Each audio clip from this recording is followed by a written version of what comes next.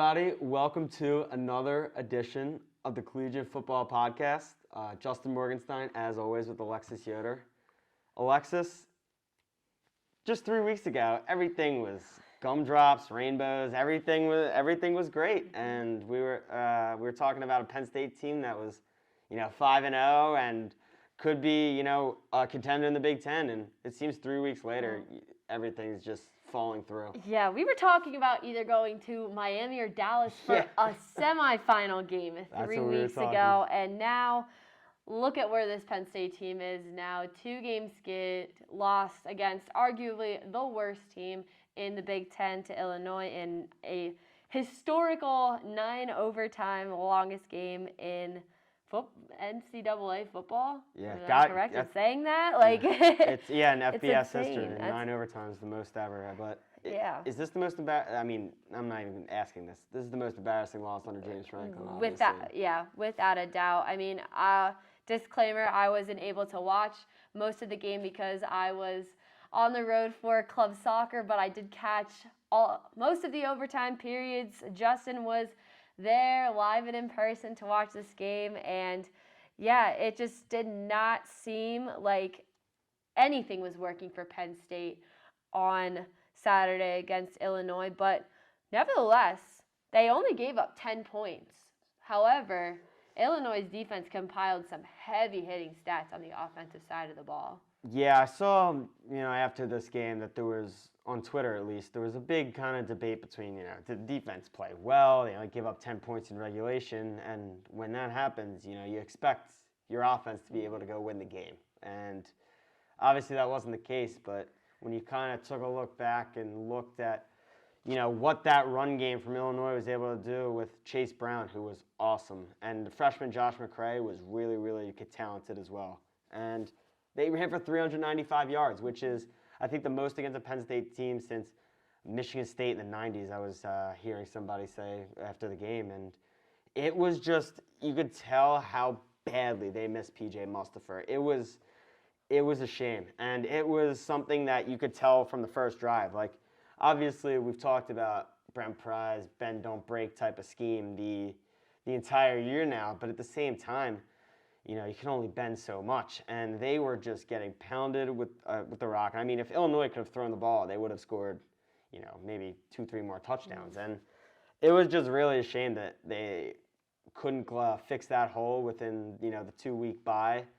And just Keziah Izzard made his first start. He got beat off the ball at times. Devon Elise wasn't 100% healthy, as we learned from James Franklin as well. But they're going to need someone to step up there, whether it's either of those two guys, a veteran of Fred Hansard who hasn't gotten much time over the last couple of years, but they're going to need something or else.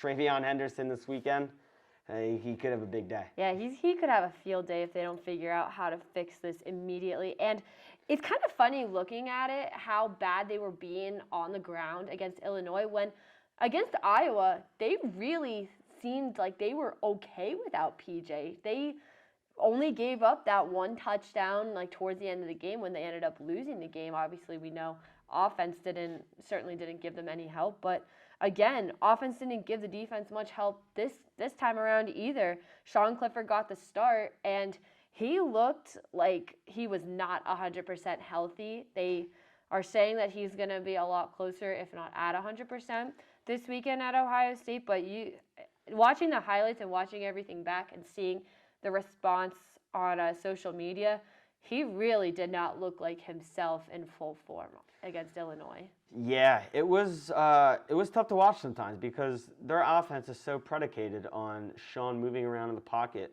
and making a quick decision to either pass the ball, step up, or to break loose in the pocket and break that pocket and then take off and run, whether it's to the outside or over the middle. And it was just, you could so clearly tell it was a struggle for him all day, or that they just told him, look, Sean, we got to keep you healthy. We don't want you to run.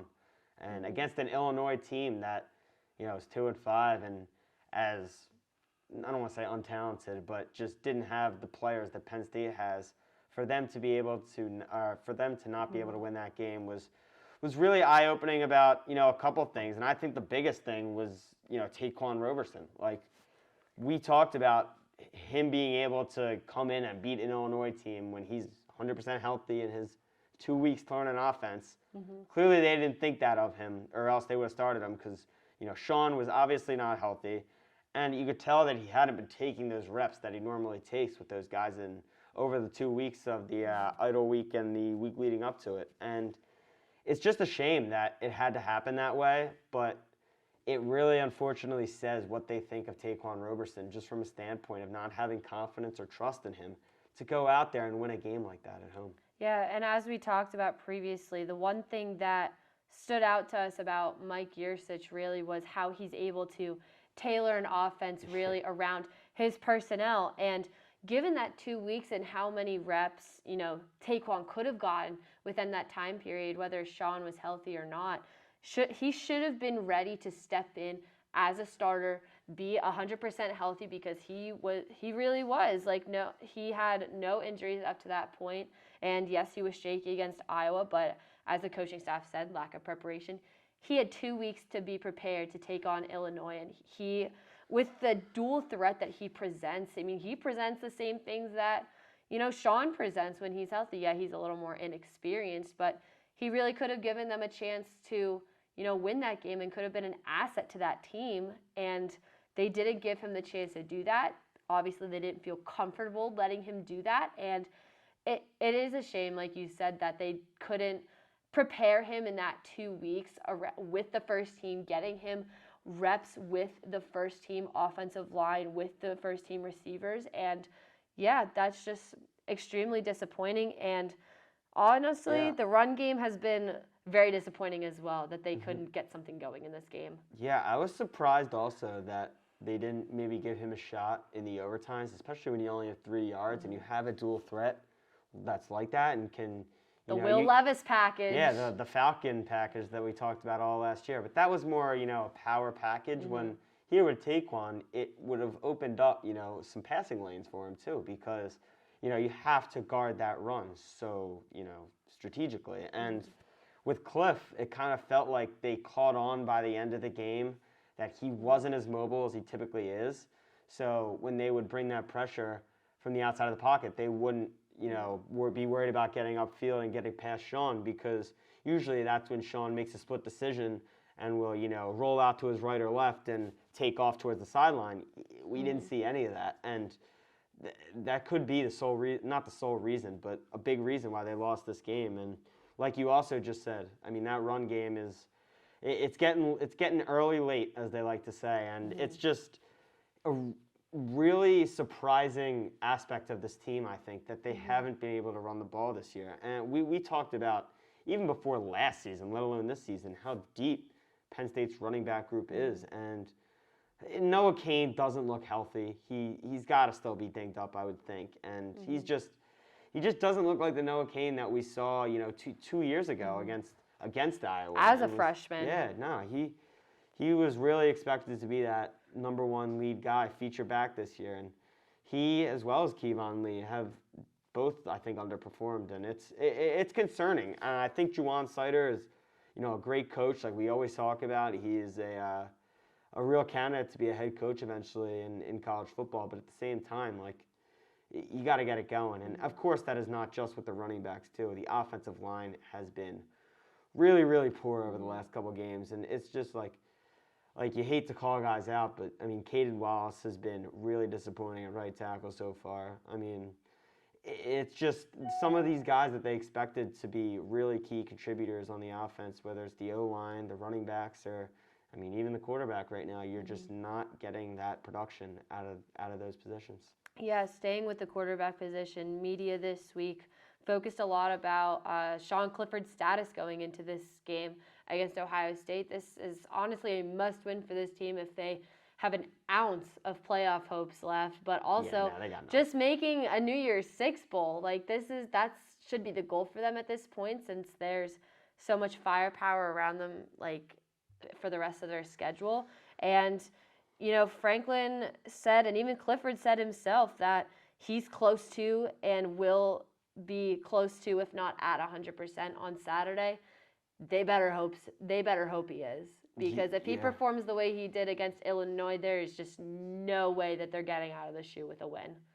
Yeah, I don't know if they're going to make it out of the shoe alive if they're the same. I mean, it's obviously it's a pretty tremendous challenge to have, especially after 2 losses like you just had. One where, obviously you get stunned, but you think you still have a chance. And now, I mean, we have really gone from this program. 3 weeks ago, it was like, they had all these expectations. It was, like we just said, we're talking college football playoff, we're talking Rose Bowl, we're talking all these things.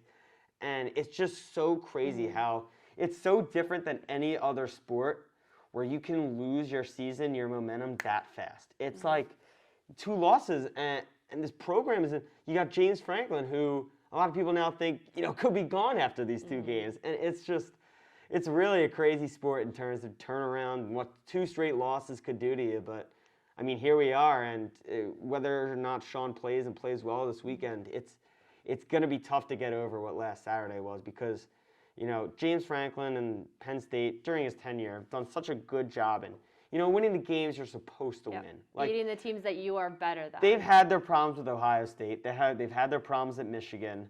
They've always won that game on Saturday. And teams have their scares. But you just got to find a way to win that game, whether it was, putting Taekwon in or I think they made some adjustments on defense a little too late, especially with that Illinois extra offensive lineman package. They were doing the whole game, and they didn't really make adjustments until the 4th quarter. But, yeah, it's tough to lose that game and have any sort of momentum coming into a game as big as this. So yeah, tough. For sure. And Franklin really tried to address the rumors outside of the program that he is looking into and getting in contact with people at the program at USC, possibly at LSU. I mean, there's just so much outside noise at this point, and he's really not shutting it down either. He said at his media on Wednesday after practice, I'm loyal to this team. I've been loyal to this team, this program, this university, all of that. But he really didn't directly say, this is my team. There's no way I'm leaving it. And this is my program. I mean, you could even compare what he said to the rumors that Mike Tomlin of the Pittsburgh Steelers, that he's going to be leaving. And, he went directly out and said, I'm not leaving this program. This is my team. This is what I built. Franklin, let's look at how great they've been doing in recruiting. I mean, they have an insane amount of talent that's coming in the next recruiting class. And he would honestly... We know we've talked about this before that it would be dumb of him to leave at this point, but it's just seeming more and more likely that he's considering that possibility of leaving Penn State. Yeah, I mean, the college game is so difficult with this type of stuff because, the leverage game and, making sure you say the right things in this scenario is really, really difficult for a coach to navigate. Franklin was even saying, one day when this is all over, I would love to sit down with you all and have a beer over this. But obviously, he's in a time right now where it's tough because USC is calling him every day. And it's a job that he's always been connected to. And the fact that, Sandy Barber, or President Barron is retiring this year and Sandy Barber's contract is up soon, it makes you wonder, is he going to want to start with an entirely new, administration? And it's amazing how 2 losses can make you think so much more about somebody's, displeasure with where they're at right now. And I think he loves being at Penn State. I think he loves Penn State, but he's done a lot in these 8 years, and to think that he wouldn't maybe just want a fresh start somewhere else and would want to try something new. And I mean, he's getting... At USC, he would be getting all the resources, all, the money for the program in the world. And it might just be the change of scenery that he needs. We've talked about how it would be much easier for him to win there. He doesn't have to play Ohio State every year, which is obviously huge. And you have that entire Southern California area of recruiting, which is huge market. He could recruit the hell out of that area, and I would have no doubt that he would be successful there. But I mean, it's going to be an interesting, few months to see how this pans out. And I'm not even sure that the rest of the season has any sort of effect on what's going to happen. I think think it's more of a done deal at this point. I think point. his mind is probably, he has his mind made up of what he wants to do, and he's just, continuing to be there for his team because the last thing he wants is to be a distraction for, his guys. And as a head coach, you have a responsibility to this team to, coach them as hard as you can, work with them as hard as you can until the very end. So I think he's just we're going to hear the same answer for the rest of the year from whenever someone asks him these questions. But once the season's over, it's going to be an interesting couple weeks. And I wouldn't be surprised at this point if it's certainly something that he's considering. And if USC is, I'm sure, on the line every day and trying to get him. So it'll be very interesting. Yeah, without a doubt. But another thing that won't change is how they'll stick to that 1-0 mentality. They'll say it every single answer that they give. And that's going to tune into Ohio State this weekend. And the sheer amount of weapons on this offense for the Buckeyes is insane. They rank first overall in the conference, in FBS, in total offense. First in the pass game in the conference, third in the run game. And this offense has really been clicking since that loss against Oregon. It's just disgusting how much that this offense has been performing. And that starts with C.J. Stroud, a freshman who's leading the Big Ten in passing efficiency, yards per game, and just the sheer amount of weapons he has around him. It's dangerous, and it's going to be so great to see this matchup between Penn State's defense and Ohio State's offense. Yeah, Ohio State is looking like their normal gold standard of the Big Ten. That loss to Oregon was interesting because I didn't think that their offense was terrible to start the year, but you could tell that it wasn't, as fiery as it has been in years past. But, once C.J. Stroud sat down for a little, I know he was a little banged up, but they sat him down for a game. I think it was the one against Akron or something, and ever since he's come back, he is, he's fit the bill. He's been very, very good. And the receivers, we've known about them since last year. They performed very well at Penn State, and Garrett Wilson and Chris Olave. Olave should be, a top 20 pick in the NFL draft this year. Really talented. But I think the big payoff for them this year has been Travion Henderson. And he's a true freshman, and he has been the life that the Ohio State offense needed when they weren't going as well as they had been to start the year. And ever since he's, cracked that starting spot and it's been the feature back for them, he has been really, really effective, and their offense has reaped the benefits tremendously. I mean, he is the type of guy where they feed it to him and they continue to let him go. And then that opens up the passing game tremendously. And when you have, we talked about the receivers and a guy like Jeremy Rucker, who is the tight end that's been there for a while, we've talked about it. They got talent. And I would be very surprised to see them not be able to execute against Penn State, considering the loss of PJ. And the running game, I think, for them is going to be, if Chase Brown and Illinois can run up on them, why can't Travion Henderson and that offensive line as well, which is also talented. Responsible for 14 touchdowns is Henderson as a true freshman, firing on all cylinders. It really seems like, not bad. Defense giving up an average of 12.5 points per game over this 5-game win streak since that loss against the Ducks. But what's interesting to see is that they don't have top 10 guys when it comes to statistics in the conference. You look at all these high performing, in tackles for loss, sacks. They don't have top 10 guys in those categories, so you don't see, more of a standout guy when it comes to that. But at the same time, look at how efficient they're being. It's it's so interesting to see. But then you look at their top tackler in Ronnie Hickman, 52 total tackles and 2 interceptions. So you could see that this is more of a collective group effort in defense, as opposed to somebody really carrying the load on defense. Yeah, that's been the story from the last couple of years. Obviously, they've had a tremendous amount of talent come through that line with Chase Young, the Bosas. It's just a lot of guys that, of course, are that feature pass rusher, that feature, defensive back that they've had, and they don't really have that, like we just said, this year. But at the same time, last year, I think they did a really nice job of playing well off each other.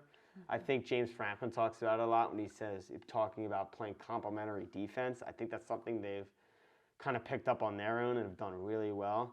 And when you have that many talented recruits and talented athletes coming through and playing on that defense, it makes it so that they're gonna be fine. And it's ever since that Oregon game, like you talked about, they've also done a really good job at containing some of the talented quarterbacks they've played. And like we saw, even though Jack Tuttle got hurt in the Indiana game last weekend, that quarterback came in the next one, he didn't do anything, and they were just stifling all night. And they're as little momentum as Penn State has at the moment.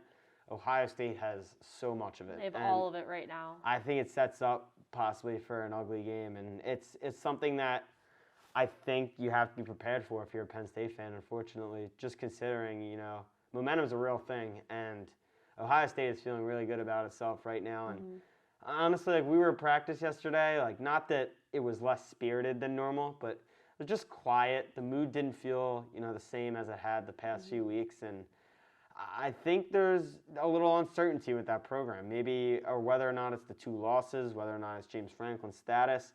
There just seems to be, that juice that's missing a little bit that we saw once they were 5-0. Yeah, Penn State's offense really going to have to figure it out in terms of the run game, in terms of offensive line protecting, opening up holes for the run game, but also Sean Clifford's back there. You got to protect him. He cannot take many hits like he had in the Iowa game, and even before that when, even against Villanova, I mean, they got a lot of pressure on Clifford in that game, and that's going to be something that could really cost him the rest of the season, even if he takes a couple big hits. So that's really going to have to be something they're going to have to address. Yeah, it's just really stinks for them that they don't really have a run game to protect him, because that's what you do if your quarterback's a little banged up. You ride a Noah Cain, you ride a Kevon Lee, and they just aren't. I think you can't expect that production at this point, just considering, we've been how many times that I put it in my keys to the game. Like, it's just not happening at this point, and until it does, you can't expect it to. So Sean's gonna have to make plays with his arm. He's gonna have to make plays with his legs, and they gotta find a way just to do it with the receivers and the tight ends rather than just the running backs, because that's not going to happen, I don't think, at this point. Yeah, and even against Iowa, Sean Clifford ended up leading in rushing yards in that game, and he even played the entire first half. So that's going to be something they have to figure out. On defense, you just got to be confident in your secondary that they're going to be able to pick up on Olave and Wilson on the outside. They've pretty much shown everything that they can do on the outside for years and years, so They know that they're talented, but also Penn State, they seem really confident in Jaquan Brisker, Jair Brown, that those two will be able to pick up anything on the outside. But also, you got to really bring some pressure in the backfield to stop that run game as well. And that starts with, like we said, replacing P.J. Mustipher. I'm also looking at Tariq Castro-Fields to have a better week this week, because after I watched the game a couple of times from last week, he definitely didn't have one of his better games. And it's kind of been a theme we've seen with him, where he's had these seasons where he's gotten off to these nice starts and he's, started to play well, but then we always see the over-the-top aspect. He's kind of more of a physical corner, able to, play well in, short spaces and in zone coverage, but, when it's man-to-man down the field, we've seen him get beat over the top a few times. He took a couple defensive pass interferences this weekend, and obviously, Illinois didn't throw the ball very much, but, he got exposed a couple times for some flags. And I would hope that, it's going to be Joey Porter and him on Olave and Wilson. So I would hope that they bring their best possible game this weekend, because they're going to need it. Yeah, absolutely. All right. Last thing, like always, Justin's keys to the game. I think might be switching them up a little bit this week. I'm liking them mixing it up. All right. No more run game. I'm done with. We've given up on the run game. All right. How can you not? Key number one. Key number one. We've talked about the loss of P.J. Mustipher, but I think some of these interior defensive guys, their depth has to step up. Like, saw Keziah Izzard make his first start, and honestly, he didn't look great. Got beat off the line by the offensive line multiple times, was pushed back. Wasn't great in the run-stopping game whatsoever. which PJ is so good at, and it really is a big loss for them, not even just from a leadership standpoint, but also a guy like Devon Ellies, who was a little banged up from that Iowa game. They could really use him to step up, and even a guy like, we haven't seen much of Fred Hansard, but he's a veteran in this program and somebody who's been here for a while. Somebody's going to need to step up and not fill his shoes, because nobody's going to do it, but just step up, make some plays, and at least, do your job. Have some positive contributions towards this defense. Yeah, I just want to say it was interesting. I was looking at, last week when we were thinking about who is going to replace PJ Mustipher for the most time, and I did look at Fred Hansard's stats from the last couple of seasons, and he played pretty much a lot of the games in his second and third seasons of eligibility, but this year really just struggling to get any time at all really on that line. It's just it's obviously not coming at the right time with that injury, but he's a veteran guy. If they put him in there, he's got to be ready to give some strong minutes. Yeah, the only thing you can say with him, we've seen him he's a little bit slower and has not really had the athleticism that a guy like PJ has at his size, and the quickness to be able to get on the ball, to make tackles on whoever has the ball. And he knows the scheme now. That's the thing. He knows Brent Pry and what he does well. So that would be a reason to me why he would be playing right now, is because, you have some unexperienced guys like Izzard, like Elise, and he knows the scheme. So having him start in some of these big moments could be, or just playing some of these big moments, could be something that could benefit this defense. And although he might not be, let's say, the most athletic or the most skilled player on the defensive line, if he can just get everyone on the same page and hit the gaps that he needs to hit, and is able to bring running backs down for non-huge gains like we saw against Illinois, then that could just be so huge for them. They need that depth right now. Without a doubt. Key number 2. It's Sean Clifford. If he's 100% healthy, you got to get him on the run. We saw how much different the offense was when that wasn't a factor last game. He was just staying in the pocket and took hits, did not flood the pocket when he needed to, and he just didn't look like himself. That's when Sean's at his best.